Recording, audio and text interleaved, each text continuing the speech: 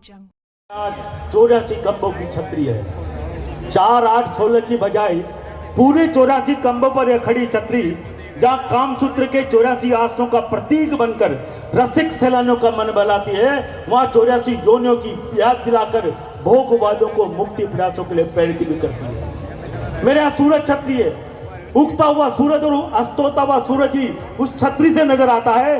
बाकी समय वो छतरी अपने आप में समाहित कर लेती है। ज्योतिषीय और ज्यामितीय दृष्टिकोण से भी मैं बहुत अग्रणी हूँ।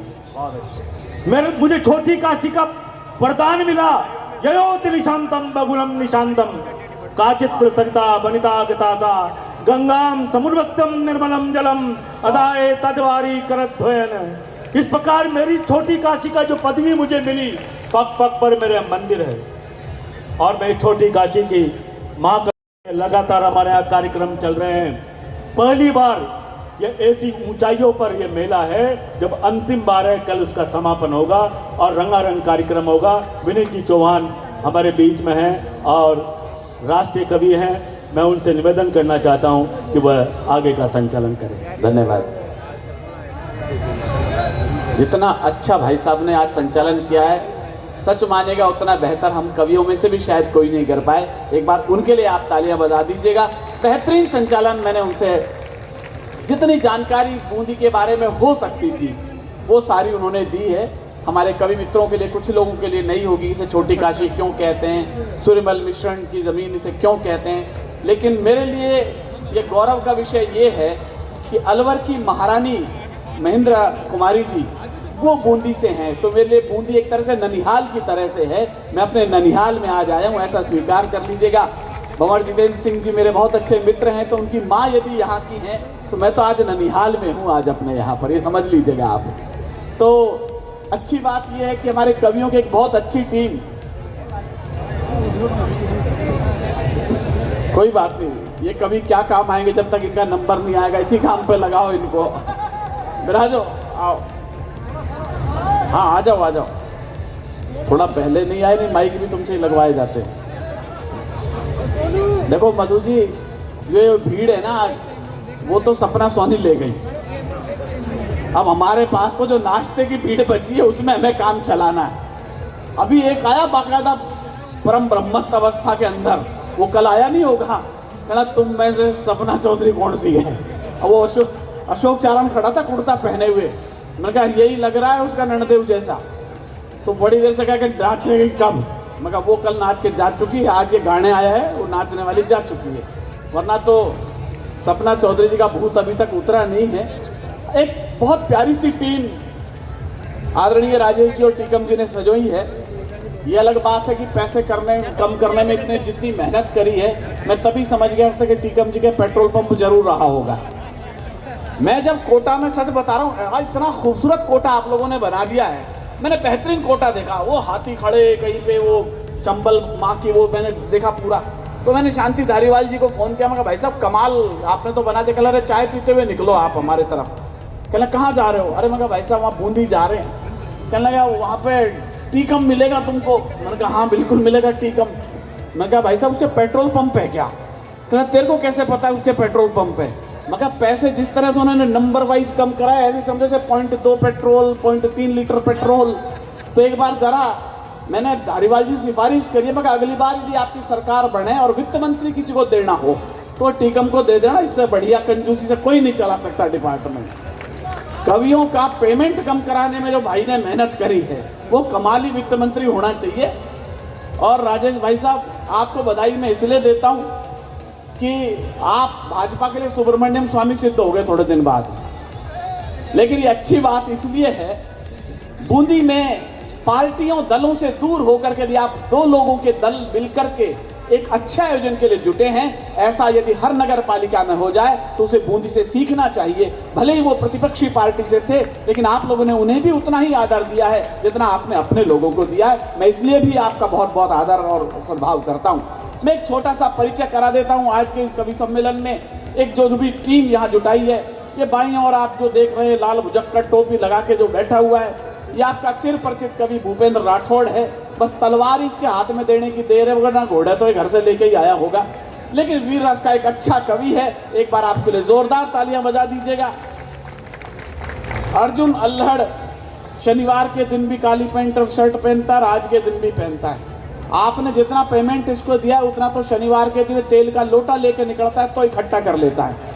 लेकिन हास्य का एक जोरदार कवि है, आपकी तालियां भी जरा लगना चाहिए। बूंदी हाड़ौती का कवि सम्मेलन है भाई। ये जो आदमी आपको दिख रहा है, इससे चतुर आदमी आपको दिखेगा नहीं। आपने लाफ्टर शो में टेलीविजन के पर्दे पे देखा होगा, लेकिन मैंने ऐसा कंजूस आदमी नहीं देखा जिसने सोफा सेट के कपड़े में से भी बचा करके अपना सूट बनवा लिया है। वो केसर देव मारवाड़ी। एक बार अगर कंजूसी के लिए आप तालियां बजा दीजिएगा। हास्य का कवि तो वो है ही, और जिस जगह वो बैठा है उससे पता लगता है मारवाड़ी लोग कितने कुशल रहे होंगे। मैंने कहा अरे भाई उधर बैठ ले, इधर बैठने की क्या जरूरत है। कहना भाई साहब इन्वर्टर कमजोर है लेकिन बैटरी ठीक लग जाए तो स्पार्किंग आती रहेगी। ये भाई देखो, ये वामपंथियों ने भी ताली, आप जरा ताली ना ढंग से बजाओ तो मैं इधर भी मुंह कर लूंगा। ये बात हुई। तो इन्वर्टर तो जैसा है वैसा, लेकिन बैटरी आपने ठीक ठाक बुलाई है, और दिल्ली की बैटरी लगी हुई है तो मान लीजिए ठीक ठाक ही रही होगी। मोनिका दहलवी जी आपके बीच में हैं, आज की एकमात्र कवित्री हैं, तो ये विशेष कोटे से आई हुई है। इनके लिए डबल तालियां बजाइए, वरना मधु जी कहेंगी 33% में हम कहाँ हैं। मोनिका खड़ी भी हो जाए, ऐसी क्या बात है, लोगों को हाइट पता लगनी चाहिए तेरी। कुंवर जावेद का किसी मंच पर उपस्थित होना गीत और गजल की नुमाइंदगी का एक बड़ा प्रतिनिधि होना है। मैं कोटा के जिन 2-3 कवियों को जानता हूं जिनके मेरे दिल में बहुत बड़ा स्थान है, कुंवर जावेद उसी में से एक नाम है। मैं उसे हिंदी कवि सम्मेलन का रसखान कहता हूं। दिवाली में अली बसे, राम बसे रमजान, ऐसा होना चाहिए अपना हिंदुस्तान। मैं उस कुंवर जावेद के लिए आपसे नहीं कहूंगा कि तालियां बजाएं, आप कितनी मोहब्बत उसे करते हैं जरा कुंवर जावेद के लिए बताएं। ये जो घटोत्कच इधर बैठा है, इसका परिचय देने की मुझे जरूरत नहीं है। ये वो राजधानी एक्सप्रेस है जिसके छूटने का टाइम तय है, लेकिन किस स्टेशन पर रुकेगी, किस पे नहीं रुकेगी, वो किस रस का कवि है, आज तक हम पिछले 35 साल में तय नहीं कर पाए। आज भी आप देखना, मैं बस नाम भर लूंगा कि आप लोग ताली बजा देंगे। जानी बैरागी थार मध्य प्रदेश से हमारे बीच में है। ये इसकी टीआरपी है। अगली बार ये यहां से चुनाव लड़ने लायक हो सकता है, दोनों पार्टियां विचार करें, ये आदमी काम का है आपके लिए। अशोक चारण मेरे मन का कवि है। मैं जिन 2 कवियों का फैन हूं हिंदुस्तान में वीर रस के, उनमें एक कवि अशोक चारण है। मेरे मन का सबसे प्रिय कवि। वीर रस कैसे लिखा जाना चाहिए, कैसे पढ़ा जाना चाहिए, जयपुर से हमारे बीच में भाई अशोक चारण है। इसके खून में कविता है, इसकी रगों में कविता है। ये सबसे छोटा बालक जो कभी बाल कवि के नाम से आज से 20, 25, 15 साल पहले से कविता शुरू करी, आज भी मेरे मोबाइल में इसका नाम बाल कवि से ही फीड है। लेकिन ये आज देश का बड़ा कवि हो गया है, अपने आगे डॉक्टरेट लिखता है, तो इसे पीएचडी भी कर ली है। आज का बेहतरीन एक प्यारा सा गीतकार आपने बुलाया है। मैं आपको धन्यवाद देता हूं कि आपने इस जमीन पर, सूर्यमल मिश्रण की जमीन पर कविता की लाज रखी है। कविता का एक प्रतिनिधि हस्ताक्षर डॉक्टर आदित्य जैन यहाँ है। इस मंच का सबसे छोटा कवि है, प्यार दुलार आपका उसके लिए बनता है। मैं कवि विनीत चौहान हूँ। एक लंबे अरसे के बाद यहाँ से 2 लोगों की योजनाओं के तहत मुझे यहाँ पर बुलवाया गया है। अच्छा लगूं तो मैं आया हूँ, बुरा लगे तो दोनों आदमी ही बैठे हुए, इन दोनों को पकड़ लेना आप, ये कहीं नहीं जाने वाले आज के बाद में। तो आप थोड़ी बहुत ताड़ी बची हो मुझे भी बजा दो, वरना ये लोग मुझे चिढ़ाएंगे भाई साहब आपकी क्या कीमत उठी वहाँ। आइएगा, या तो दीवाना हंसे या तू जिसे तौफीक दे, वरना इस जमाने में आके मुस्कुराता कौन है। एक बेहतरीन शाम। मैं कहूं कि बूंदी क्यों मेरे लिए महत्वपूर्ण है। लोग कहते हैं महिलाएं अबला हैं, ये है। नहीं सर, जहां की बेटी यदि सलूम्बर में बहू बन करके चली गई, यदि आपको लगे कि गर्व इस मिट्टी को प्राप्त है, तो फिर तालियों का एक भी स्वर बीच में ऐसा ना हो जो इस पांडाल को ऊपर न कर दे। जब कभी हाड़ा सरदार वहां पर युद्ध से मुंह मोड़ करके आते हैं, उसके सौंदर्य को देखकर वो हाड़ा रानी अपना शीश काट कर इस थाली में चढ़ा दे, तो वो बेटी यदि बूंदी ने दी है, तो ऐसी शौर्य की बालाओं को प्रणाम करने के लिए आपकी तालियां आकाश तक जानी चाहिए कि आपने शौर्य की मिट्टी को जन्म दिया है। आइएगा, मैं बिना किसी विलंब के, क्योंकि मुझे सूचना दी गई है कि हमारे कुछ महत्वपूर्ण अतिथि हैं, उन्हें बहुत थोड़ी देर बाद यहाँ से विशेष कार्यों से प्रस्थान करना है, तो मैं माँ वागेश्वरी की वंदना के लिए प्रिय कवि बाल कवि आदित्य को मैं आवाज दे रहा हूँ कि वे वाणी वंदना का स्वर से आज माँ वागेश्वरी का स्तवन करें। हम सब लोग केवल वाणी वंदना के लिए मैं आपसे अनुरोध करूंगा कि आप सब लोग ध्यान मस्त हों। उसके बाद हर कवि के पास में वो सारे हथियार मौजूद हैं कि तालियां कैसे बजवाई जाती हैं। लेकिन वाणी वंदना के लिए एक बार आगे से पीछे तक आप लोग हाथ खड़े करके तालियां बजा के मैं अनुमति दें कि आज का मंच हम शुरू कर रहे हैं। डॉक्टर आदित्य जैन।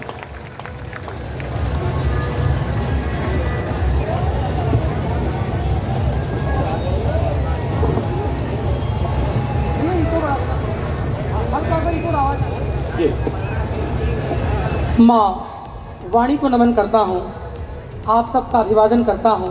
जी मैं बिना किसी भूमिका के वाणी वंदना के क्रम में हूँ। ये ज़रूर कहूँगा कि मुस्कुराती जिंदगानी चाहिए, वाह। शब्द की जागृत कहानी चाहिए और सारी दुनिया अपनी हो जाती है, बस एक माँ की मेहरबानी चाहिए। तालियां थोड़ी कमज़ोर है, कभी सम्मेलन शुरू कर रहे हैं, ज़रा हाथ खोलिए एक बार बूंदी के लोग। मैं माँ सरस्वती वंदना के क्रम में हूँ, आप सबका मन चाहता हूँ, प्रारंभ करता हूँ, सुनेगा जी। कि मेरी जिह्वा पर आकर बस जामा वीणा पाणी, वाह। मेरी जिह्वा पर आकर बस जामा वीणा पाणी, रस भर दे अक्षर स्वर दे वर दे कविता कल्याणी। जरा तालियों की ताल दे दीजिए एक बार मुझे। मेरी जिह्वा पर आकर बस जामा वीणा पाणी, रस भर दे अक्षर स्वर दे वर दे कविता कल्याणी। और यहाँ कि जो भी तेरे दास बने, जो भी तेरे दास बने, वो सब जग में खास बने।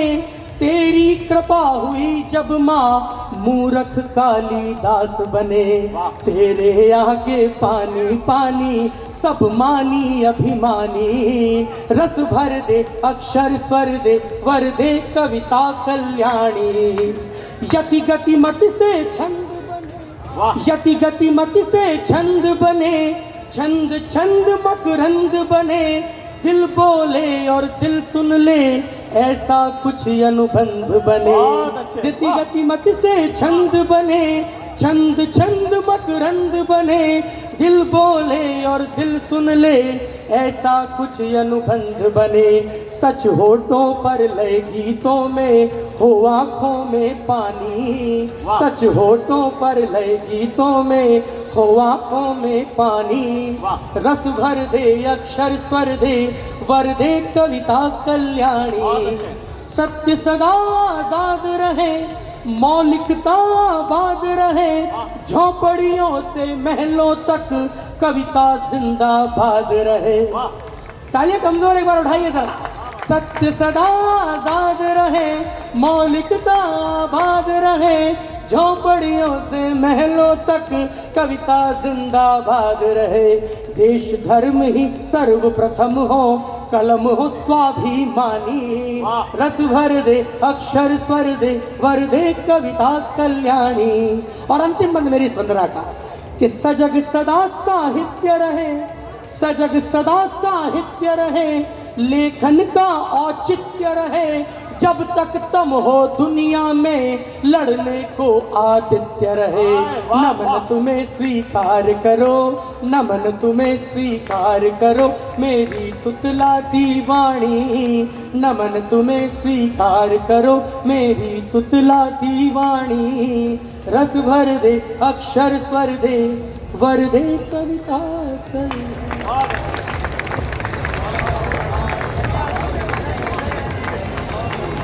बहुत अच्छी वाणी वंदना प्रिय आदित्य ने करी। मैं उसके यशस्वी भविष्य के लिए बहुत अधिक शुभकामनाएं देता हूं। अब मुझे ये तय करना है कि इनमें से पहले किस कवि को बुलाया जाए। और सच मानिएगा, मैं जिस भी कवि की तरफ देखता हूं वही पट्टा मेरे को यूक्रेन समझ कर रसिया की तरह घूरता है, कहना खबरदार जो तूने मुझे बुला दिया बमबारी कर दूंगा तेरे ऊपर। मैं इधर देखूं तो इसकी गाड़ी में बैठ के आया हूँ, इधर देखूं तो इन्होंने बुलाने में मेहनत करी है, पीछे देखूं तो मेरे वो साथी लोग बैठे हुए हैं। मैं बुलाऊं तो बुलाऊं किसको? आखिरकार मेरे एक शनिचर पकड़ में आ गया। मैं कहा ये आदमी हो सकता है काम का जो आज इस कवि संघ को हंसते मुस्कुराते शुरू कर सके। आप सबको ये जानकर बहुत सुखद अच्छा लगेगा कि ये जो चेतक का व्यक्ति यहाँ बैठा हुआ है ये अद्भुत ज्ञानी व्यक्ति है। आप सब लोग इस बात के लिए ताली बजा सकते हैं, हास्य कवि है कैसा कवि है वो बाद में तय करना। लेकिन एक बात इसके अंदर अच्छी है, इसने छोटे से गांव के अंदर वृक्षारोपण के लिए एक संस्था चला रखी है और पूरे गांव को इसने हरा भरा कर दिया है। वो अर्जुन अल्लड़ यहाँ बैठा है, एक बार उसके पुनीत कार्य के लिए आप तालियां बजा दीजिएगा कि इसने पूरे गांव में वृक्षारोपण लगा रखा है। लेकिन आज जब मैं कोटा आया तो बैठा हुआ स्टेशन पर रो रहा था, कहला भाई साहब वृक्षारोपण अच्छी चीज नहीं है, वृक्षारोपण अरे मैंने कहा तेने तो NGO चला रखी है, वृक्षारोपण बहुत अच्छी चीज है, हरियाली कर रखी है राजस्थान के अंदर। कहला भाई साहब मैंने पेड़ लगाया और मेरे को पुलिस ने पकड़ लिया, अब केवल वही ताली बजाएंगे जिसको मैं समझा रहा हूँ वो बात समझ जाए तो। मैं कहा वृक्षारोपण में पुलिस कैसे पकड़ सकती है? अब जो बात इसने कही है मैंने कहा वो ताली बजाए समझ में आ जाए, नहीं आए तो पड़ोसी से पूछना बात हुई क्या। मैं कहा पुलिस ने वृक्षारोपण में तेरे को कैसे पकड़ लिया? कहला भाई साहब यही बात मैं शाम तक थाने में SHO साहब को समझाता रहा, गांजे का पेड़ भी तो पेड़ ही होता है। अब आप तालियां बजा सकते हैं कि एक ब्रिलियंट आदमी यहाँ बैठा हुआ है जो वृक्षारोपण कितना बढ़िया करा उसने। मैंने तो आज वहां गया, बहू ने अच्छी चाय वाय बनाई, मैं कहा बहू तेने इसमें देखा क्या जो से ब्याह कर लिया? कहना भाई साहब क्या बताऊं, पिताजी को थोड़ी गलत फहमी हो गई, मैंने उनसे ये कह रखा था मैं वहां शादी करूंगी जहां ऊंचा कारोबारी हो, जो ऊंचा कारोबारी हो, जो उसका ऊंचा धंधा हो। तो मैं कहा इसका काई का ऊंचा धंधा है? कहना पिताजी ने जाके देखा डूंगर के ऊपर बकरी चरा रहा था। कहना इतना ऊंचा धंधा है और कितना ऊंचा धंधा ढूंढूं तेरे को? तो जिसके पिताजी ससुर साहब ने डूंगर पे से बकरी चराते हुए को पकड़ा गया हो, वो हास्य का एक अद्भुत कवि आपके बीच में है। मैं दावा कर रहा हूं कि पहले 2 मिनट बस उसे ध्यान से सुन लेना, अगले 25 मिनट 30 मिनट कब आपके ठहाकों में बदल जाएंगे। वो पहला कवि है, जरा पहले कवि को आप शुरू करेंगे, बाकी तो कवि खुद शुरू करेगा। भाई अर्जुन अल्लड़, हास्य का बेजोड़ कवि।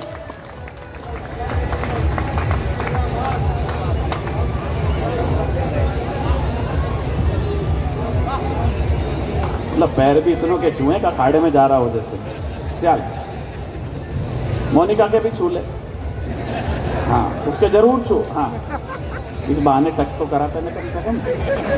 अब इस हाथ को मत धोइयो 3 दिन तक तू, और हो सके तो लेमिनेशन करवा ले इसका। चल अब बढ़िया हो गया माइक, हाँ अच्छा हो गया माइक, अच्छा उधर का बंद हो गया देख लेना। हाँ अर्जुन निकालो तीर।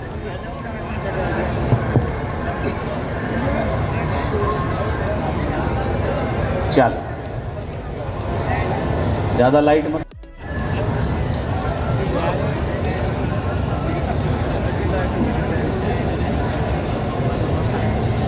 अच्छा क्या माइक नहीं आ रहा? लाइट ये कौन सी सपना चौधरी, इसका देख के क्या करोगे? ये तो 2.5 दिन का झोंपड़ा समझो तुम आज। चल ये घूम घूम के कविता पढ़ेगा, भी मंच से नीचे कूदेगा, तुम देखना सब दिखेगा आपको। चल बेटा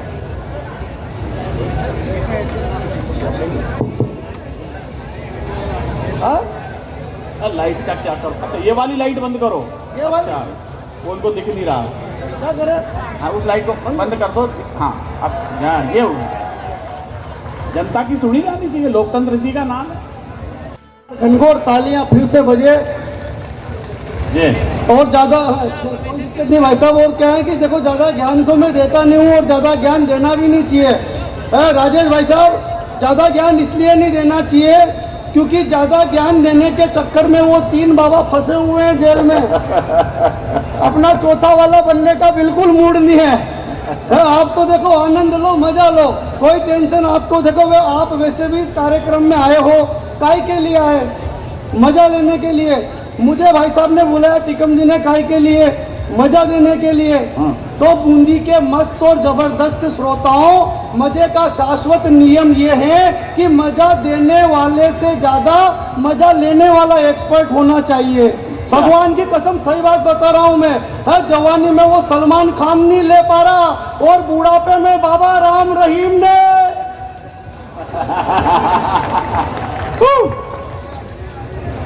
बहुत अच्छे, ये माइक भी तेरे मजे ही ले रहा। हाँ 2 GB डेटा पर डे के हिसाब से ले लिए तो देखो ऐसा है, कवि सम्मेलन बहुत आनंद और मस्ती का होगा।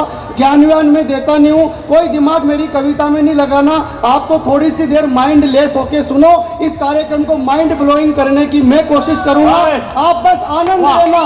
कोई तनाव भाई साहब, कोई ज्ञान नहीं, बस मस्ती का काम है। आनंद के साथ में आपको सुनना है। और 4 पंक्तियां में सर्वप्रथम अपने काव्य पाठ के मंच का प्रथम कवि होने के कर्तव्य का निर्वहन करते हुए निवेदन करता हूं, सुनिएगा कि प्रथम प्रणाम मातु शारदे के चरणों में, दूजा तिरंगे का विश्वगान लिखता हूं मैं।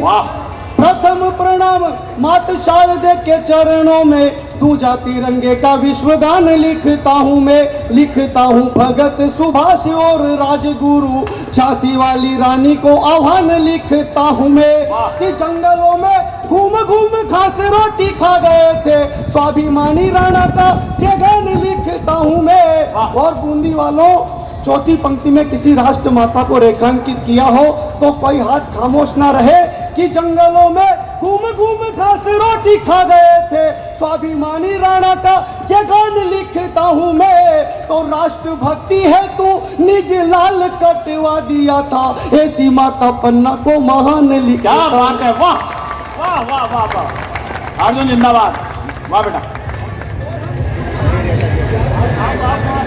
आप हाथ लगा देते हो, आप इसको सपना चौधरी मत समझ रहे हो बेटा।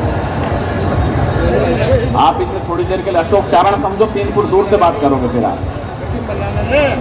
नहीं देखो क्या है भाई साहब, ये तो क्या है कि ये 4 पंक्तियां मैंने इसलिए कही, ज्यादा ज्ञान इसलिए नहीं लेना चाहिए भाई साहब, क्योंकि वो 3 बाबा फंसे हुए हैं ज्यादा ज्ञान के चक्कर में। अपना चौथा वाला बनने का बिल्कुल मूड नहीं है, फुल मस्ती के साथ में सुनो, कोई तनाव आपको लेना नहीं है। हमारे आदित्य भैया, प्यारे आदित्य भैया, इनके मम्मी पापा भी बैठे हुए, बहुत टैलेंटेड देश के बड़े कवि हैं। इनकी शादी नहीं हुई, अभी तक भी नहीं हुई। तो ये कहने लगे अर्जुन भैया दाम्पत्य जीवन का सुख नहीं मिल रहा है, कोई जुगाड़ हो तो बताओ।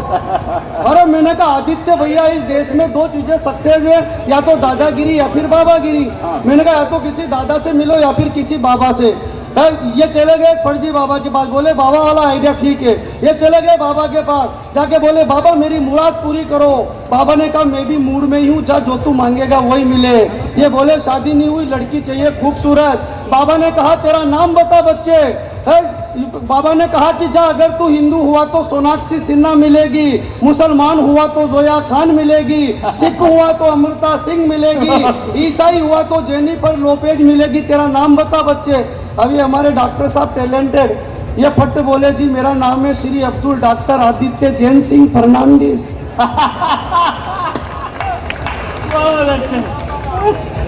बढ़िया क्या भाई साहब, बाबा का खोपड़ा खराब हो गया।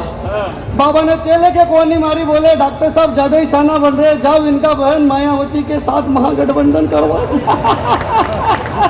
वो सर्वगुण संपन्न है। मेरी भी शादी नहीं हुई भाई साहब, मैं भी गया बाबा के पास। वहां पर बाबा शरीर में आते थे, बॉडी में प्रविष्ट होते थे, ऐसे चबूतरे पर स्थान बना हुआ था, दुपेड़े वगैरह चल रहे, चिमटे विमटे गड़े हुए, ढोल ढिमारे बज रहे, गन गन्ना गन ना गन ना गन गन गन्ना गन। जब तक ताली नहीं बजाओगे, ढोल नहीं बजेंगे, बाबा नहीं आएंगे। क्या बात है, अर्जुन जिंदाबाद।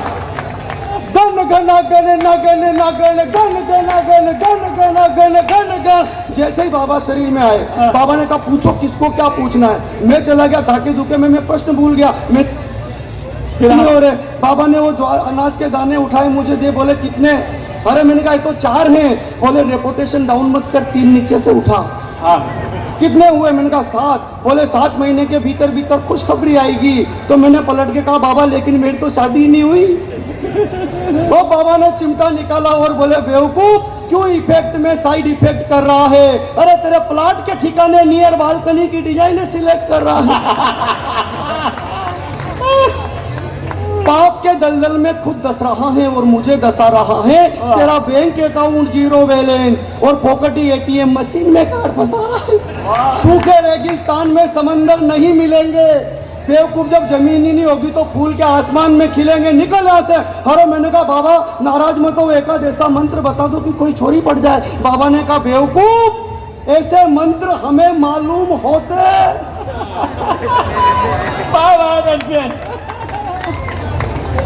तो चबूतरे पे क्या अपने बाप को रोते हैं? निकल यहाँ से। कमाल का काम कर रखा है बाबाओं ने। एक वो बाबा है, योग करो योग करो योग करो। भाई साहब पूरा विश्व योग करने लग गया तो बाबा जी उद्योग करने लग गए। वाह वाह वाह। क्या बात है। अनारकली डिस्को चली, बाबा ने खोल लिया पतंजलि। जितनी गायें नहीं उससे अधिक का घी बेच दिया भाई ने। हाँ, कमाल का काम। एक वो आए कृपा वाले बाबा, हाँ, निर्मल बाबा, जानते हो ना, बहुत आध्यात्मिक हो आप, सपना चौधरी के भक्त हो आप। क्या भजन संध्या सुनी कल आपने। कमाल का काम भाई साहब।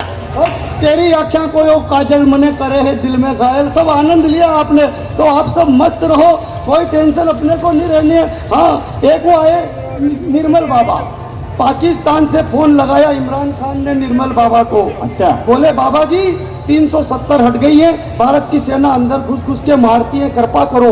बाबा ने कहा कौन? बोले मैं पाकिस्तान का पूर्व प्रधानमंत्री इमरान खान। बाबा ने कहा बेटा तुझ पर मैं क्या, मेरा बाप कृपा नहीं कर सकता। अरे कि नहीं बाबा कुछ तो कृपा करो।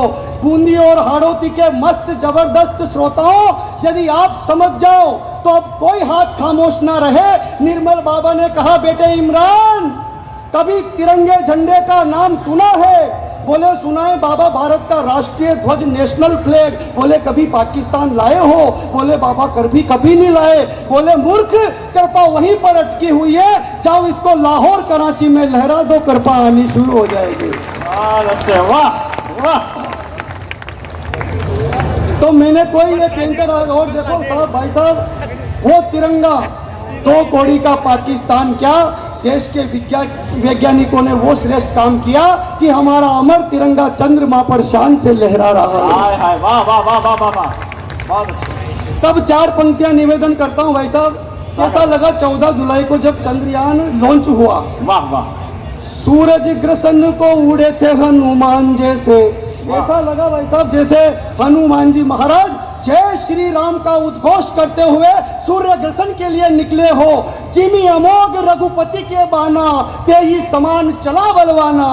कैसा लगा जब वो चंद्रयान गया कि सूरज ग्रसन को उड़े थे हनुमान जैसे, वैसे चंद्रमा की ओर चला चंद्रयान है। कोई भी सके न रोक, लक्ष्य भेदी व अमोघ, बाण निकला हो मानो राम की कमान से। कि विश्व हो रहा है दंग, तिरंगे के 3 रंग, चंद्रमा पे लहरा रहे हैं बड़ी शान से। और सरकारों का समर्थन करो या ना करो, देश के वैज्ञानिकों का सम्मान व समर्थन करते हो, तो चौथी पंक्ति पर कोई हाथ खामोश ना रहे कि तिरंगे के 3 रंग, विश्व हो रहा है दंग, चंद्रमा पे लहरा रहे हैं बड़ी शान से। तो कह रहा है प्रज्ञान, विश्व गुरु का ये ज्ञान, आज से नहीं है युगों युगों से महान है। वाह वाह वाह वाह। ये युगों युगों से महान है, आज से नहीं है युगों युगों से महान है। और भाई साहब इसके अलावा मेरे पास अधिक बिल्कुल नहीं ज्ञान है। ज्ञान देने का काम इन बड़े कवियों का है। ये विनीत भाई साहब हमें ज्ञान देते हैं। एक दिन विनीत भाई साहब ने कहा कि अर्जुन तू गांव में रहता है बेटा, इस देश में 2 लाख घटनाएं होती हैं सांप के काटने की। बेटा तेरे गांव में किसी इंसान को कोई सांप काट ले तो जिस स्थान पर काटा है उसके ठीक 2 इंच ऊपर कस के रस्सी बांधना, इंसान मरेगा नहीं, बच जाएगा, ये पुण्य का काम है। मैंने कहा ठीक है भाई साहब। मैंने भाई साहब की बात मान ली। परसों मेरे मोहल्ले में एक 80 साल की डोगरी को सांप ने काट लिया भाई साहब। बहुत अच्छे। मैंने कहा पुण्य कमाओ। हाँ। बूंदी वालों अपन ने कस के रस्सी बांध दी, यहाँ 15 मिनट में डोगरी की फाइल सलट गई। पोस्टमार्टम की रिपोर्ट में पता चला मौत जेर से नहीं हुई, घुटन से हुई। तो सीधा गाड़ी लेके बूंदी की तरफ निकल लिए।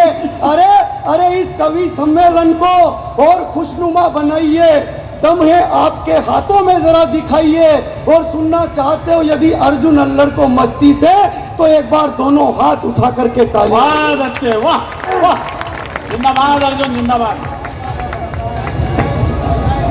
और माइक वाले भाई साहब इसका बेस बढ़ाइए। अच्छा। क्योंकि बेबी को बेस पसंद है। बहुत आध्यात्मिक हो आप। सपना चौधरी के भजन ज्यादा ही सुने आपने। बढ़ाया क्या भाई साहब? नहीं बढ़ाना था। हम कभी तो ऐसे बोलते रहते हैं बेस बढ़ाओ, हमें कुछ नहीं आता है, तुम तुम्हारे हिसाब से सेट करो। बिल्कुल टेंशन, हमें हमारी लुगाइयाँ सीरियस नहीं लेती, तू क्यों लोड ले रहा मेरे भाई? ऐसा ही कर दो वापस। लेकिन जरूरी है क्योंकि बेबी को ट्रेवल से ज्यादा बेस पसंद है।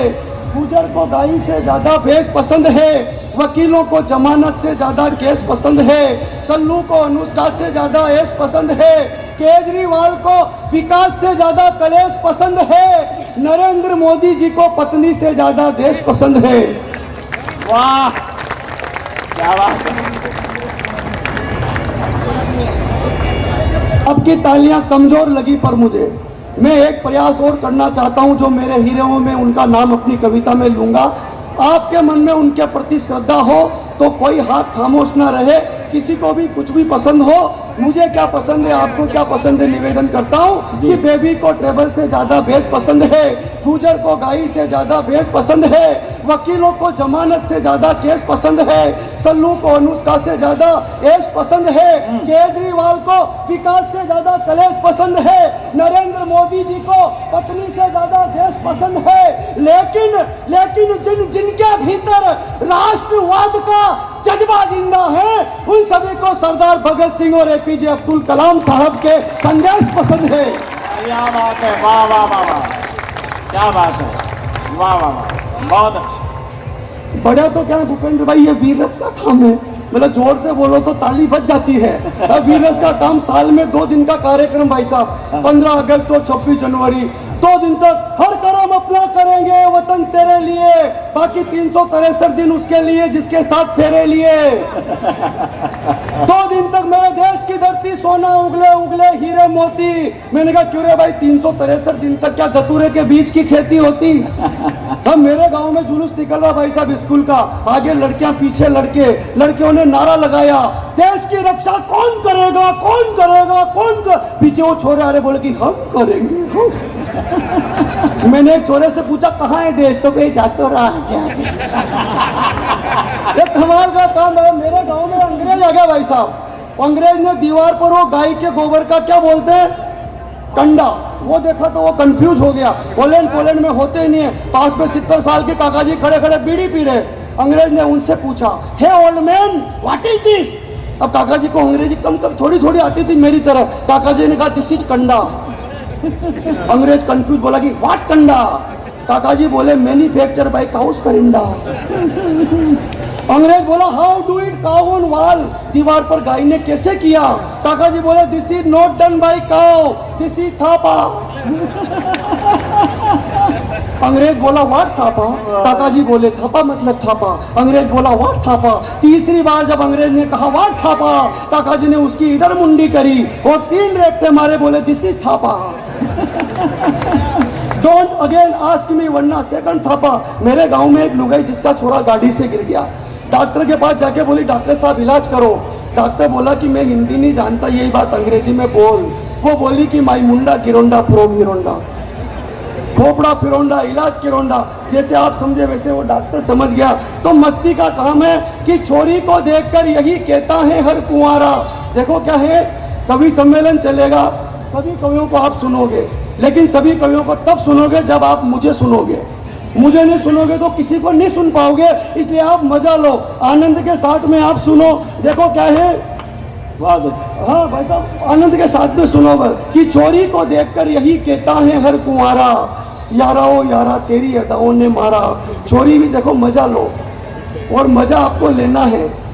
स्थिति यह है कि अर्जुन भैया, मैं थोड़ा सा निवेदन हमारे नगर पालिका के अधिकारियों से करूंगा, ये जो वॉल्यूम बहुत तेज वहाँ से आ रहा है, यदि कोई व्यक्ति से जाकर थोड़ा सा कम करवा दे, क्योंकि हमारे पास कोई ढोलक हारमोनियम नहीं है, न कोई तबला है, न कोई नृत्य की कला है। हमारे पास केवल शब्द हैं, और उन शब्दों के माध्यम से हम आपको राष्ट्र की चेतना या हास्य रंगी की कविताएं या श्रृंगार की बातें आप तक पहुंचाएंगे। आप जितने मन से उन्हें सुनेंगे, कभी उसके ज़्यादा दुगने मन से आपको सुनाएगा। उस कोलाहल को कम करने के लिए एक बार आपकी तालियां अर्जुन भाई के लिए आइए, ताकि वो उत्साहपूर्वक उन्हें पढ़ सके। देखो मैं तो कहता हूँ कि हाड़ोती और बूंदी वाले मजा लो, आनंद के साथ में सुनो बस। और मजा क्या है कि यार मजा आए, लेव मजो और राम बजो, आए मजो तो और बजो। अपने बाप का कुछ नहीं लग रहा, पैसे नगर परिषद के लग चुके हैं। अपनी तो ये स्थिति है कि इंडिया हो या लंदन, पोकट का चंदन किस मेरे नंदन। तो आप मजा लो कि छोरी को देखकर यही कहता है हर कुंवारा। थोड़ा वाह वाह करो, ऐसे सूमड़े होकर के मत बैठो, क्योंकि जिसकी मस्ती जिंदा है उसकी हस्ती जिंदा है, वरना बहुत सारे सूमड़ों को देख के लगता है कि ये जबरदस्ती जिंदा है। इस छोरी को देखकर यही बढ़िया क्या वाह वाह करो। तू तो ऐसे बैठ गया जैसे दिल्ली में केजरीवाल धरने पे बैठा हो। कि छोरी को देखकर यही कहता है हर कुंवारा, यारा ओ यारा तेरी अदाओं ने मारा। छोरी भी इन्हीं के नाम की माला फेरती है शाम सवेरे और कहती है मुन्नी बदनाम हुई। डार्लिंग बहुत आध्यात्मिक हो आप, लेकिन याद रखना छोरियों के चक्कर में मत पड़ना। ये बैलेंस डलाएगी बूंदी वालों से, फोन लगाएगी कोटा वालों के, और मिलने के लिए जयपुर निकल जाएगी। भाई साहब सराजे जी सही बात बता रहा हूँ, मेरे मोहल्ले में एक खूबसूरत हसीना रहती थी, छोड़ के मुझको सारे छोरों को भैया कहती थी। एक दिन करीब आई, दी थोड़ी सी इस्माइल, भाई साहब अपन ने भी मारी स्टाइल, लेकिन सलट गई फाइल। हवेलियां अरमानों की ढह गई, तमन्नाएं धरी की धरी रह गई, तन्हाई में भी कमबख्त संस्कारों में बह गई, और सबको भैया कहने वाली मुझे काका जी कह गई। कोई भरोसा ही नहीं है कि छोरी को देखकर यही कहता है हर कुंवारा, यारा ओ यारा तेरी अदाओं ने मारा। छोरी भी इन्हीं के नाम की माला फेरती है शाम सवेरे और कहती है मुन्नी बदनाम हुई डार्लिंग तेरे लिए। अरे अरे बुजुर्गों के सारे संस्कार फांसी के फंदे झूल गए। इलू इलू याद रहा पर भजन राम के भूल गए, सभ्यता भूल गए, संस्कार भूल गए नानी की कहानी। अरे देश के शहीद जवानों को भूल गए पर याद है हमको शीला की जवानी। अरे अरे इतिहास के पन्नों को उठाकर देखना, उन पर जमी हुई धूल को हटाकर देखना, उनमें न मुन्नी की बदनामी है न शीला की जवानी है। धधकते अंगारों पर हजारों पद्मनियों की कुर्बानी है। क्या बात है, वाह वाह, जिंदाबाद अर्जुन, क्या बात है, वाह। अमर बलिदान है चंदन का, माँ पन्ना की आंखों का पानी है। स्वाभिमान है महाराणा का, चेतक की अमिट निशानी है। चंद्रशेखर का त्याग है, भगत सिंह की जवानी है। अरे आजादी के हवन कुंड में जो दे गए खुद के प्राणों की आहुतियां, ऐसे अमर शहीदों की इतिहासों में अमर कहानी। वाह वाह वाह वाह, क्या बात।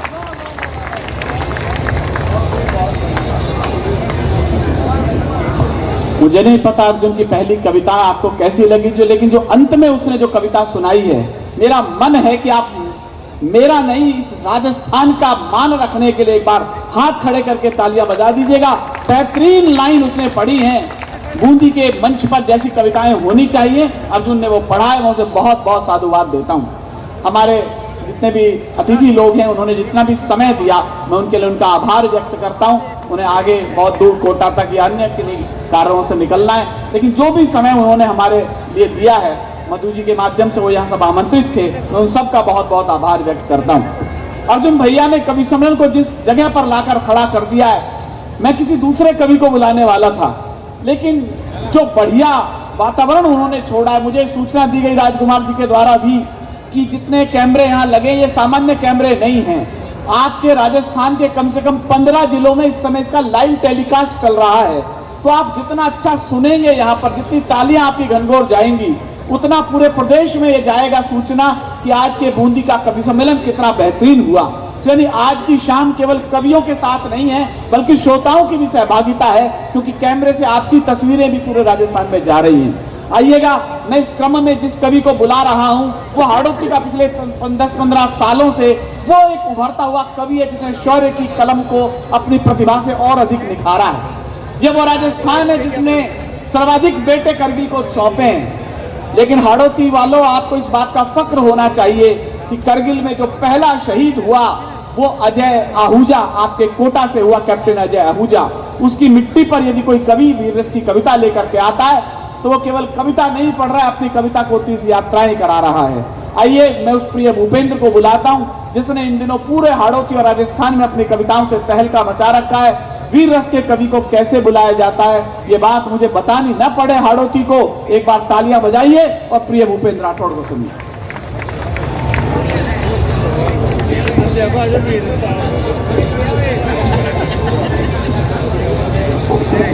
सर्वप्रथम मां शारदा को प्रणाम करता हूँ। प्रणाम करता हूँ मंच में विराजमान माई वीणा पानी के पत्रों को और नमन करता हूँ बूंदी की इस वीर धरा को बहुत अच्छा संचालन भाई साहब विनीत जी चौहान कर रहे हैं। ये एक अध्यापक भी है और कवि सम्मेलन में ये कहा जाता है कि कवि सम्मेलन का संचालन उसी व्यक्ति को दिया जाता है जो बहुत इंटेलिजेंट हो। मैं इनकी जानकारी के लिए बता दूँ, एक अध्यापक भी है। इनके स्कूल में सब 15 जनों का स्टाफ, और एक दिन क्या हुआ, स्टाफ में एक नियम था कि इनके स्कूल के पास एक चाय की दुकान, हर व्यक्ति जाए और चाय पीकर आ जाए। लेकिन उस दिन हुआ क्या साहब, तो वो चाय की दुकान बंद। अब विनीत जी चौहान के ऊपर ये जिम्मेदारी आ गई कि 15 लोगों की स्टाफ को चाय पिलाए तो कैसे पिलाए। तो इन्होंने कहा कि ये जिम्मेदारी मैं अपने कंधों पर लेता हूँ। इन्होंने कहा कि 15 के 15 जने मेरे घर पर चलो। आप तालियां बजाना साहब कि कितना इंटेलिजेंट आदमी है विनीत भाई साहब। इन्होंने कहा कि 15 के 15 जने मेरे घर पर चलो। साहब घर पर चले गए।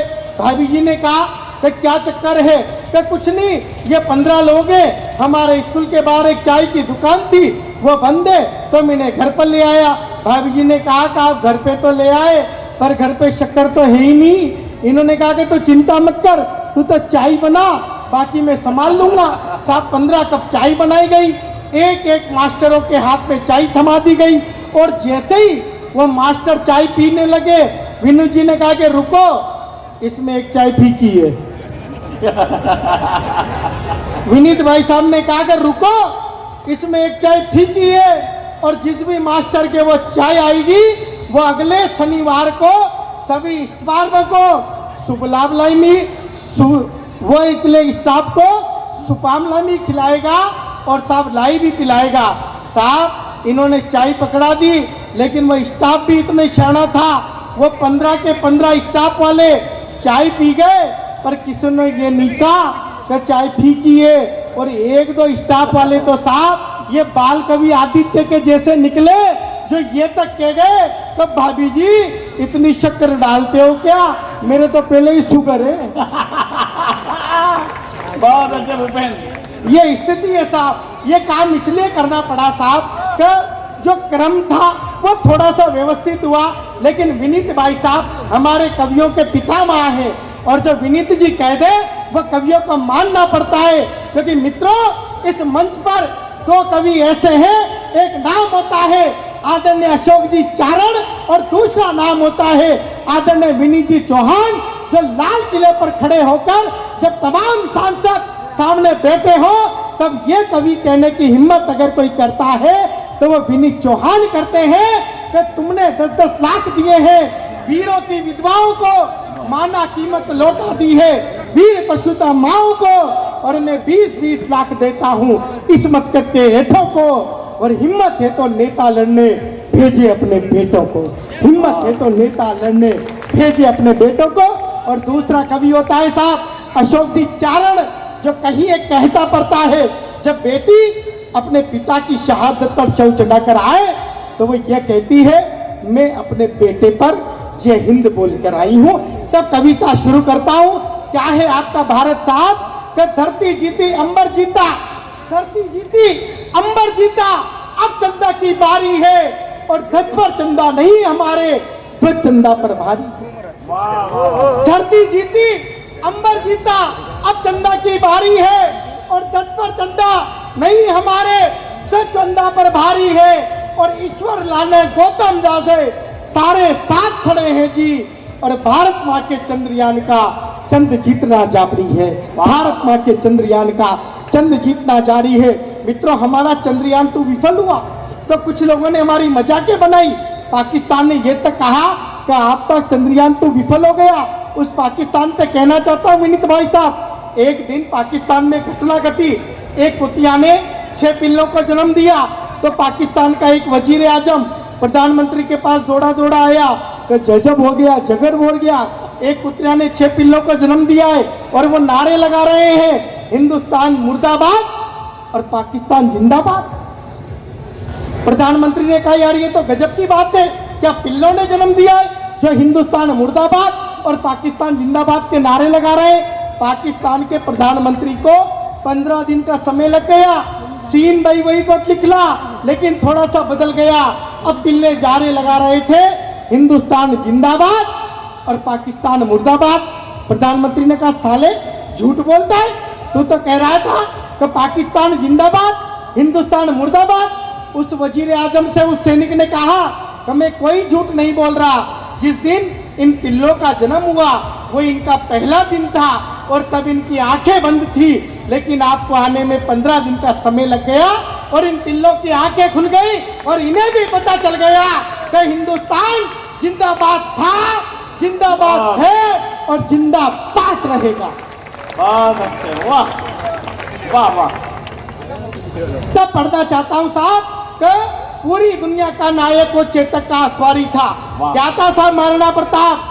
तो पूरी दुनिया का नायक वो चेतक का आसवारी था और शीश कटे धड़ लड़े युद्ध में ये फरमान भी जारी था। शीश कटे धड़ लड़े युद्ध में ये फरमान भी जारी था और खुद मेवाड़ी राणा प्रताप भी उस बेटे का आभारी था। अरे एक अकेला हकीम खान भी 100 मुगलों पर भारी था, एक अकेला हकीम खान भी 100 मुगलों पर भारी था। उसके बाद भी कुछ लोग ये कहें हमें तो डर लगता है। मित्रों, अगर टीकम जी जैन के बूंदी में और राजेश जी पार्षद के बूंदी में और मधु देवी के बर्दी में अगर किसी को डर लगता है तो सिर्फ वही लोग हैं जो हिंदुस्तान की मिट्टी से प्यार नहीं करते। 4 पंक्तियां पढ़ता हूं साहब, तो किन लोगों को बात में डर लगता है और आप लोगों की तालियां जो अभी तक खामोश है वो आपके लहराते हुए देखना चाहता हूं कि किन लोगों को डर लगता है। क्या शुक्रवार को चांद सितारे वाले झंडे लाए जाते हैं, शुक्रवार को चांद सितारे वाले झंडे लाए जाते हैं, शुक्रवार को क्या गुरुवार को चांद सितारे वाले झंडे लाए जाते हैं और शुक्रवार को पत्थर वाले बम बरसाए जाते हैं। अरे फिर कहते हैं डर लगता है हमको तो इस भारत में जब शनिवार को पिछवाड़े पर लठ बजाए जाते हैं। क्योंकि मित्रों, कुछ लोगों के ये आदेश हुआ कि भूपेंद्र राठौर आप वीर रस की कविताएं बाद में पढ़े, पहले आप अपनी उसकी परिचित रचना को पढ़े जो आपकी बूंदी की रचना है। विनीत भाई साहब, आदित्य, मैं आपको पढ़ना चाहता हूं मेरा बूंदी है क्या, उसके बाद मैं कविता पढ़ूंगा। आपका आशीर्वाद चाहता हूं। अगर आप सुनना चाहते हैं कि बूंदी जिला है क्या तो आप एक बार तालियां बजाकर मुझे आदेशित करें। वाह वाह। हम बेटे वीर सदाकत हैं, हम बेटे वीर सदाकत हैं, हम सरहद और हिफाजत हैं, हम लाखेरी के पत्थर हैं जो देते सबको टक्कर है। हम शेर चमावली माता के, हम बूंदी गाती माता के, हम शेर चमावली माता के, हम बेटे बूंदी गाता के, हम शेर नेनवा वाले हैं, हम बड़ा खिरा के भाले हैं, हम बूंदी तीज के मेले हैं, हम कंचर धाम के चले हैं, हम छतरी कम्बे 84, हम करवर हिंडोली बासी। बहुत अच्छे, वाह वाह। हम छतरी कम्बे 84, हम करवर हिंडोली बासी, हम मान्यता के बालाजी और नमकीन यहाँ के लाला जी, हम बूंदी तीज के मेले हैं, हम कंचन धाम के चेले। वाह वाह वाह वाह, बहुत। हम मान्यता के बालाजी, हम मान्यता के बालाजी, नमकीन यहाँ के चालाजी, हम छतरी कम्बे 84, हम करवर हिंडोली बासी, हम छोटी काशी वाले हैं, हम मज्जी तोड़ शिवाले हैं, हम छोटी काशी वाले हैं, हम मज्जी तोड़ शिवाले हैं, हम बड़ा खेड़ा के बाले हैं, हम शेर नेनवा वाले हैं, हम काबरेन की नारे हैं, हम पाटन में भी गरे हैं, हम देई वाले श्याम धनी जहाँ ढोक लगाते जड़ा जड़ी। वाह वाह वाह वाह वाह। हम देई वाले श्याम धनी जहाँ ढोक लगाते जड़ा जड़ी, हम इंदरगढ़ की माता जी हमें डूंगर चढ़ना आता जी, हम इंदरगढ़ की माता जी हमें डूंगर चढ़ना आता जी, हम इंदरगढ़ की माता जी हमें डूंगर चढ़ना आता जी, हम मेज नदी का पानी है, हम बेटे राजस्थानी। वाह वाह वाह वाह वाह वाह। हम मेज नदी का पानी है। और मित्रों, जिस बात के लिए मुझे जाना जाता है मैं औज की बात करता हूँ। ये बूंदी की धरती वो धरती है जहाँ पर मैंने MA और BA दोनों किया। 4 पंक्तियाँ पढ़ता हूँ साहब। विनीत भाई साहब, हिंदुस्तान और क्रिकेट का एक मैच हुआ और वहाँ पर एक विज्ञापन आया। पाकिस्तान के सैनिक ने पूछा क्या चल रहा है, तब भारत के सैनिक ने कहा भारत में फोग चल रहा है। मित्रों, मैं आपकी जानकारी के लिए बता दूं कि 2 दिन पहले अगर कुछ आतंकवादी मारे गए तो मेरे भारत के 3 सैनिक शहीद हुए अरे ओए, स्टोर स्पोर्ट्स के डायरेक्टर, भारत में फोक नहीं चल रहा, जिनके बेटे मारे गए हैं उनके घर पर मातम चल रहा है, मातम। जब पढ़ता हूं साहब कि क्या घटनाएं हुई और चार पंक्तियां पढ़ता हूं कि एक बार फिर से घाटी में लाल लहू की गंगा है, एक बार फिर से घाटी में लाल लहू की गंगा है, और एक बार फिर से घाटी में घायल हुआ तिरंगा है, एक बार फिर जुगनू ने सूरज को चाटा मारा है, और एक बार फिर पंडित देखो नेताओं से हारा है, और एक बार फिर सैनिक का घर कश्मीर में फूटा है, और लाल किले से अच्छे दिन का नारा सबसे झूठा। क्या क्या लाल किले से अच्छे दिन का नारा सबसे झूठा है। कभी किसी का कोई राजनीतिक दल नहीं होता साहब, भूपेंद्र राठौर का कोई ज्यादा परिचय नहीं है। बड़े कवि विनीत चौहान की उपस्थिति में कहता हूं, मेरा इतना सा परिचय है, मैं चंद खनकते सिक्कों के लिए कविता गान नहीं करता, मैं चंद खनकते सिक्कों के लिए कविता गान नहीं करता, और अपने मुंह से मैं ताली की यारों मांग नहीं करता, क्योंकि कोई चमकता गोला यारों रवि नहीं हो सकता है, और चंद चुटकुले गाकर कोई कवि नहीं हो सकता। बहुत अच्छे, वाह वाह बेटा, वाह वाह वाह वाह वाह। और चंद चुटकुले गाकर कोई कवि नहीं हो सकता है। मित्रों, मैं तब पढ़ता हूँ कि गद्दारों को जिंदा रखना दिल्ली की मजबूरी है, और दिल्ली के नेताओं को सत्ता बहुत जरूरी है। अरे 10 दिन दिल्ली घर पर बैठे और सत्ता दे दे सेना को, जैसे धोनी ने सिंहासन सौंप दिया था रैना को, और 10 दिन के अंदर तो यारों ये तख्त पलट हो जाएगा, और रावलपिंडी की धरती पर तिरंगा लहराएगा। बहुत अच्छे, वाह वाह। लेकिन कुछ लोगों की मजबूरी बनी हुई है साहब, गद्दारों को जिंदा रखना। मेरा इतना सा परिचय है यारों, मुझको शौक नहीं है दरबारों में जाने का, क्योंकि मुझे घटना याद आती है साहब। एक बार एक बोलेरो के अंदर क्या घटनाएं हुई साहब, 3 इंजीनियर मर गए। लोग कहते हैं कि अच्छे दिन कब आएंगे। मित्रों, मैं पढ़ता हूँ कि 3 इंजीनियर मर गए, तीनों के तीनों नरक में चले गए, और जैसे ही उन्होंने नरक का दरवाजा खुलवाया तो वो नरक का दरवाजा टूट गया। यमराज ने कहा कि रुको, पहले ये दरवाजा लगाओ। लोगों ने कहा कि कहीं का दरवाजा? अरे क्या कुछ नहीं, पहले दरवाजा लगाओ, बाद में अंदर जाओगे। तो साहब 3 इंजीनियरों ने कहा कि दरवाजा तो लगा देंगे, पैसे लगेंगे। उन्होंने कहा पैसे बताओ। कि देखो पैसे इतना सा है कि एक 3 इंजीनियर मरे, एक भारत का, एक पाकिस्तान का, एक अमेरिका का। उन्होंने कहा कि अमेरिका वाले तू बता कितने लेगा? उसने कहा कि 9,000 का। 9,000 का हिसाब बता। कि देख 3,000 की तो लेबर, 3,000 की मटेरियल, और 3,000 का तेरे। साहब अब एक अगला नंबर आया, उस पाकिस्तान वाले से पूछा कि तू कितने लेगा? तो 12,000। इंजीनियर ने पूछा कि हिसाब बता। उसने कहा देख 4,000 तो मेरे, 4,000 की लेबर और 4,000 का मटेरियल। उसने पूछा कि फिर भारत वाले का नंबर आया कि तू कितने लेगा? तो 29,000। अबे क्या शुरू कर, ये 9,000, ये 12,000, तो 29,000। वो भारत वाले ने हिसाब बताया। और साहब इस बूंदी की व्यवस्था पर आपकी तालियां चाहता हूं, क्योंकि मित्रों 2014 के बाद सिर्फ 2 ही आदमियों ने कॉन्फिडेंस से ये बात कही है। एक तो भारत के प्रधानमंत्री नरेंद्र मोदी, जिन्होंने ये कहा कि 2024 में हम दोबारा आएंगे, और दूसरा राजस्थान का मुख्यमंत्री अशोक गहलोत, जिन्होंने ये कहा कि 2023 में हम दोबारा आएंगे, क्योंकि उन्होंने धारा 370 हटाई और राम जी का मंदिर बनाया। और दूसरी तरफ राजस्थान की सरकार, तो मित्रों बूंदी की धरती पर पहली बार बूंदी बस स्टैंड और वीर कुंभा स्टेडियम में विकास कार्य हुए होते हुए हमने देखा है, वरना जिंदगी में दोबारा नहीं देखा। तब पढ़ता हूँ साहब, उसने कहा कि 29,000 का हिसाब बता। अरे क्या सीधा सा हिसाब है? अरे क्या फिर भी हिसाब तो बता। कि देख यमराज 10,000 तो तेरे, बहुत अच्छे, और 10,000 मेरे, और बचे वो 9,000, उसमें इस अफगानिस्तान वाले को ठका देते हैं। बहुत अच्छे। ये विस्तृति है साहब। तब पढ़ना चाहता हूँ साहब कि क्या एक कवि की जिम्मेदारी होती है कि यारों मुझको शौक नहीं है दरबारों में जाने का और राजमहल में जाकर मेरे मस्तक को झुकाने का। मैं दिनकर का वंशज हूँ, दिनकर की गाथा गाऊंगा और सोती सोती जनता को भी आज जगा कर जाऊंगा, और जब तक मुझ में सांस रहेगी मैं तब तक चिल्लाऊंगा, और जिस दिन मेरी कलम रुकेगी मैं उस दिन मर जाऊंगा।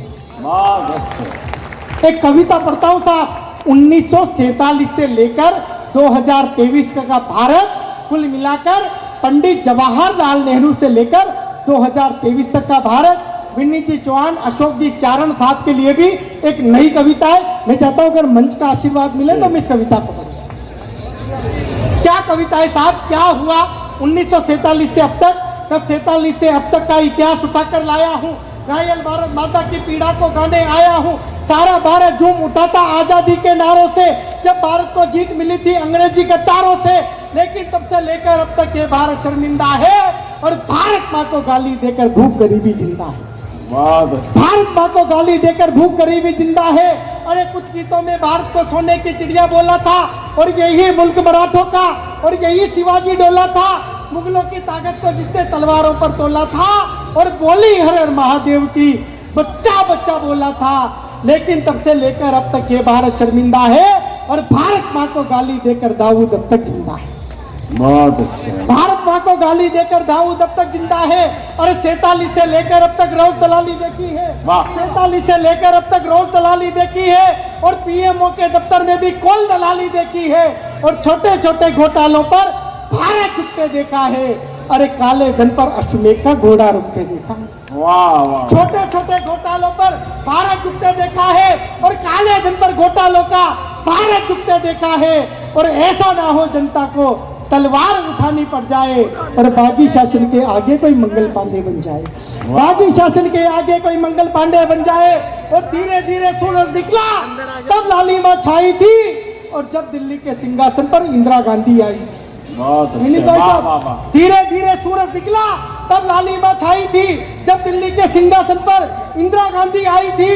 अरे माना कि वो नारी थी पर झांसी की अवतारी थी और उस भारत की बेटी की खुद भारत में आभारी थी। अरे वो दुनिया से जीत चुकी थी पर अपनों से हारी थी जब भारत के गद्दारों ने उसको गोली मारी थी।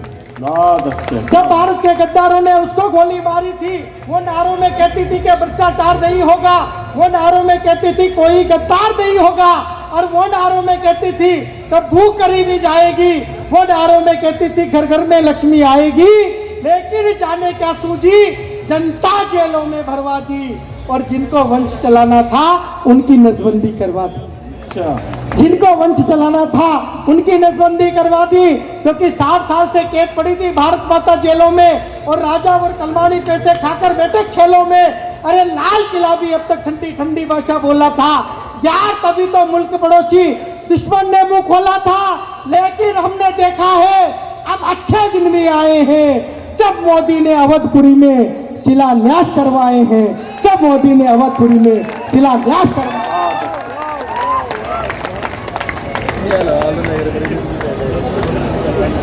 मुझे पहले यकीन नहीं था कि ये दोनों पार्टियों ने मिलकर कवि सम्मेलन करवाया। अब मेरे को पक्का यकीन हो गया कि दोनों पार्टी वाले मिले हुए हैं, मिलजुल के कवि सम्मेलन हुआ है। देखो मोदी जी भी आ गए, गहलोत जी भी आ गए, इंदिरा जी भी आ गई और इससे ज्यादा समभाव की कविताएं क्या हो सकती हैं। एक बार इन कवियों की हिम्मत पे तालियां बजाइए। ये तो जगह यहाँ से थोड़ी छोटी पड़ गई, नहीं कूद कूद के कविता सुना रहा होता आगे। लेकिन भूपेंद्र राठौड़ ने काफी हिम्मत से कविताएं सुनाई हैं। अब हमको पाकिस्तान से घबराने की कोई जरूरत नहीं है। उसके पास यदि फलानी मिसाइल गोरी, फलानी बम पड़े हुए हैं तो हमारे पास भूपेंद्र राठौड़ पड़ा हुआ है। जब भी देश पे गड़बड़ सड़बड़ होगी इसको उधर सेना की तरफ से भेज दिया जाएगा। ये अकेला ही बहुत है। लेकिन आइए दोस्तों, मैं थोड़ा सा इस कवि सम्मेलन को, चूंकि अब मामला सेट हो गया है, पहले दो कवियों ने इस कवि सम्मेलन की उबड़ खाबड़ जमीन को रोड रोलर चला करके इस काबिल कर दिया कि अब इस पर कविता की फसल उगाई जा सकती है। मैं कविता के बीज बोने के लिए इस कवि सम्मेलन में पहला प्रयोग करके देखता हूं। जैसा राजकुमार जी ने बताया कि सूर्यमल मिश्रण की जमीन है, हमारा कविता का सबसे बड़ा पुरखा यहाँ पर यदि पैदा हुआ है तो ये बात बताने की जरूरत नहीं है कि यहाँ पर कविताएं कैसे सुनी जाती होंगी। मैं कविता का एक बीज बोने के लिए मेरे बहुत प्यारे छोटे भाई डॉक्टर आदित्य जैन को आवाज दे रहा हूँ। उसने शौर्य भी लिखा है, उसने गीत भी लिखे हैं, करुणा भी लिखी है, बेटी पर भी कविताएं लिखी हैं, जैसा उसका मन हो। लेकिन ये मैं दावे से कह रहा हूँ कि कोई गीत नहीं गाता है, गीत अधर का क्या नाता है। बूंदी वालों जरा तैयार हो जाइए, मैं कविता का पहला अक्षर बोल रहा हूँ। कोई गीत नहीं गाता है, गीत अधर का क्या नाता है।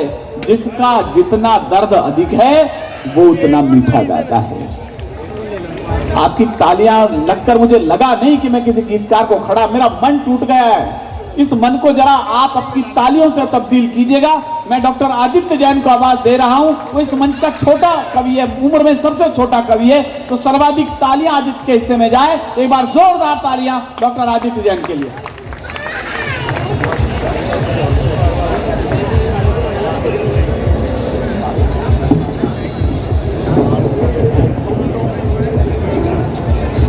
हाँ बेटा,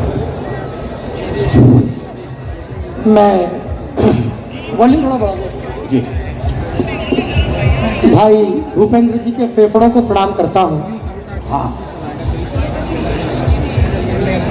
राजेश जी, मैं अगर इतनी जोर से बोलूं तो अगले साल कवि सम्मेलन मेरी याद में हो। बात समझ में आए तो तालियां बजा सकते हैं आप, बीच में कोई प्रतिबंध नहीं है इस पर। हम सब आपको मजा और आनंद देने के लिए आए हैं, क्योंकि दुख देने के लिए तो आपके रिश्तेदार ही बहुत हैं। बहुत अच्छे। हालांकि मैं इतनी लंबी कविता नहीं सुनाऊंगा जितनी भाई ने सुनाई। एक कवि ने साहब इतनी लंबी कविता सुनाई कि मुख्य अतिथि कुल 95 बरस के थे। कवि ने कविता सुनाई, फिर वो थे। चल बसे। आज कौन है मुख्य अतिथि? चले गए।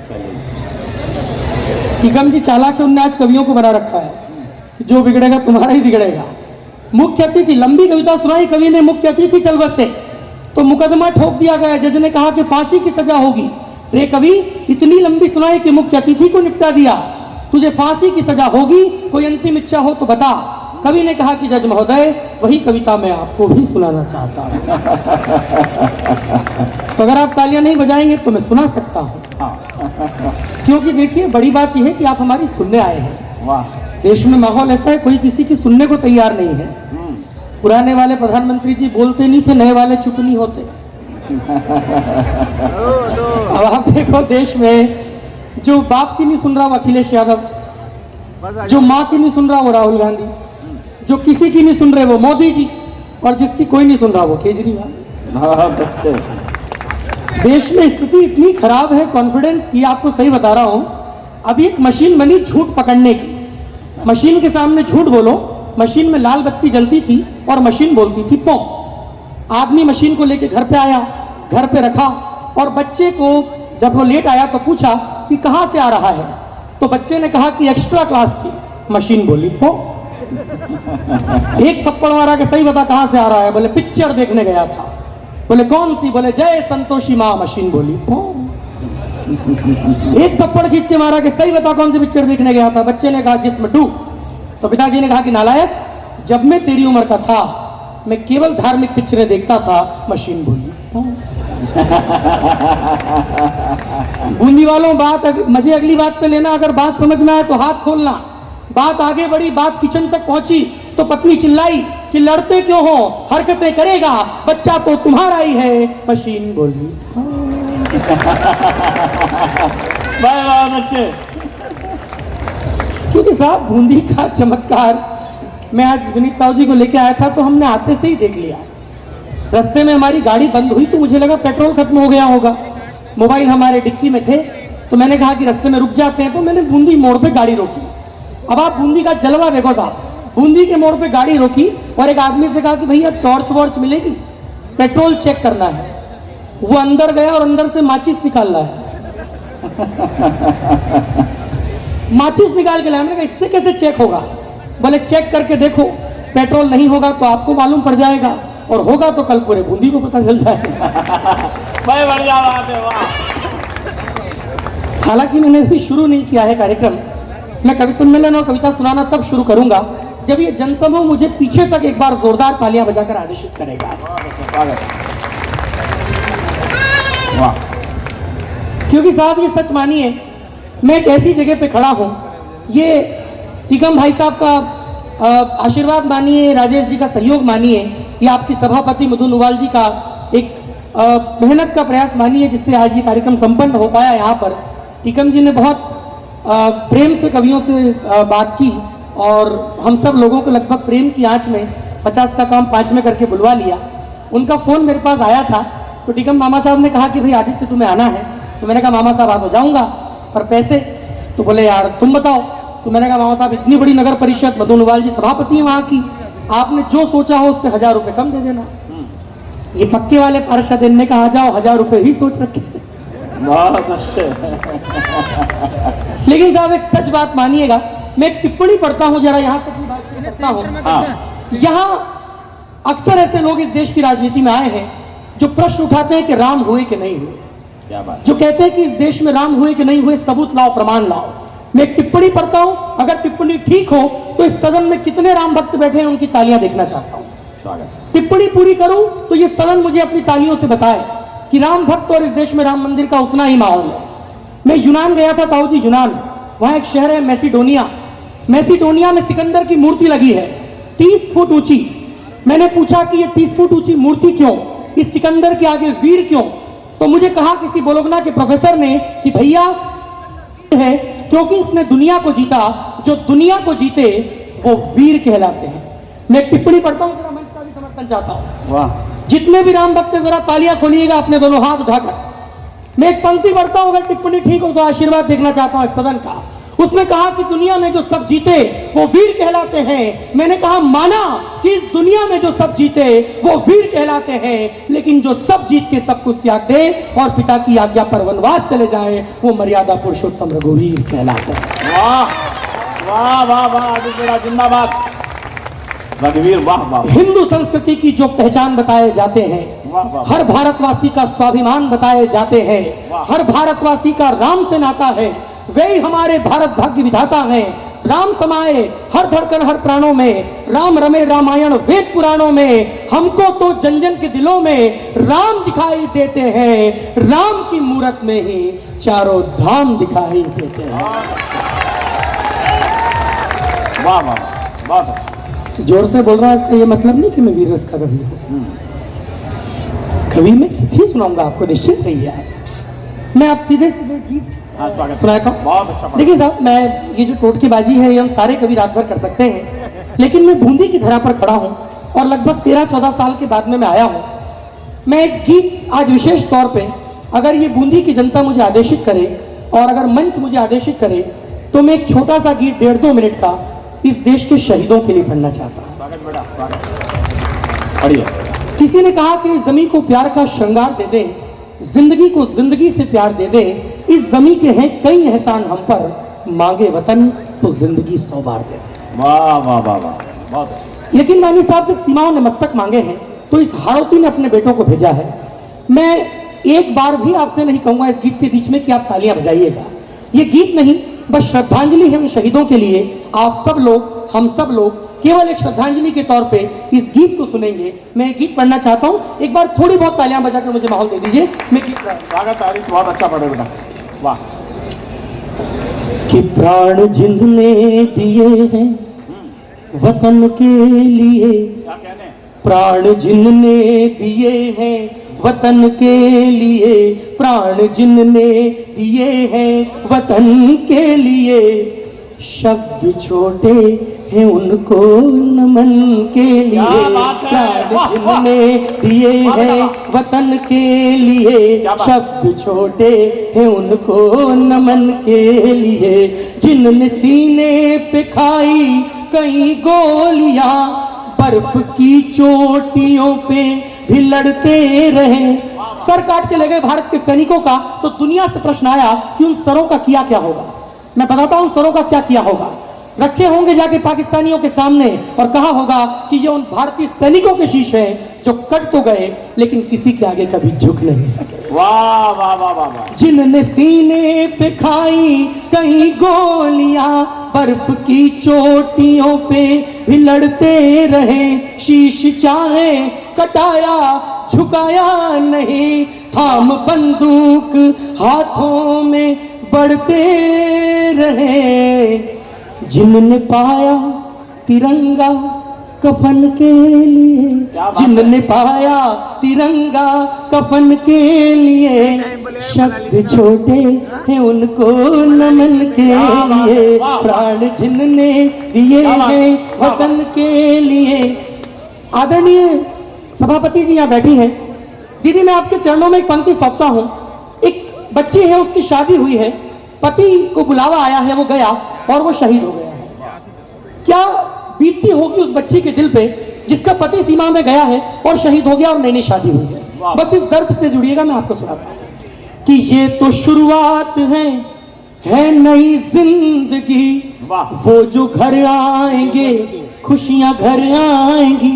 ये तो शुरुआत है नई जिंदगी, वो जो घर आएंगे खुशियां घर आएंगी।